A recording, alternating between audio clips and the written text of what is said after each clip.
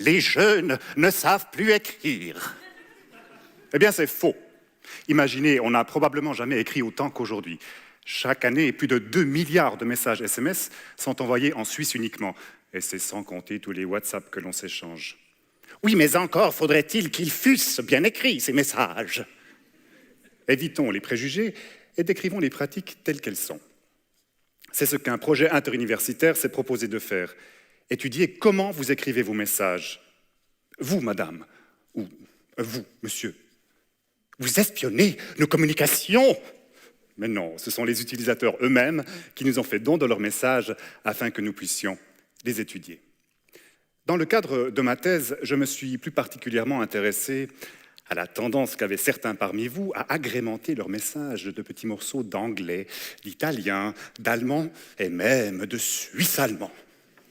Hi baby, ciao cara, sorry jazzele.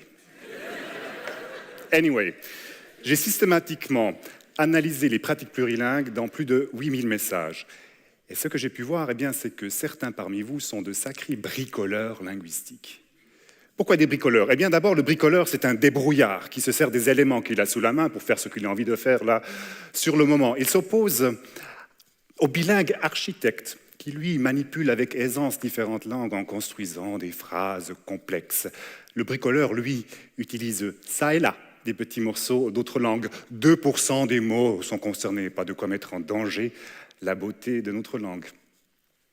Et d'ailleurs, ce n'est pas parce qu'on fait du do-it-yourself que tout ce qu'on fait est sans raffinement. Les bricoleurs parviennent à atteindre des résultats parfois surprenants, pour ne pas dire brillants. Ils utilisent la graphie d'une langue pour en transcrire une autre. Le double O de l'anglais pour le OU français, bisous.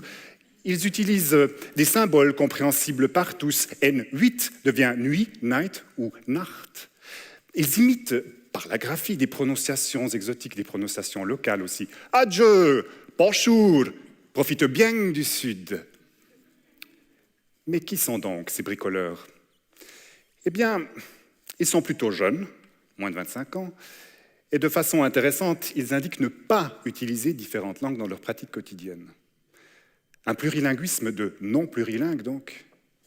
Ce qui apparaît comme paradoxe se fait révélateur d'un nouveau type de pratique, lié à une communauté dont les membres n'utilisent pas l'allemand ou l'anglais au travail ou à la maison, mais qui, lorsqu'ils passent à un écrit informel, se font un malin plaisir de combiner les trésors qu'ils trouvent dans leur boîte à outils. Et ce, parfois, de façon assez virtuose. Je dis parfois, car encore faudrait-il toujours qu'ils le voulussent.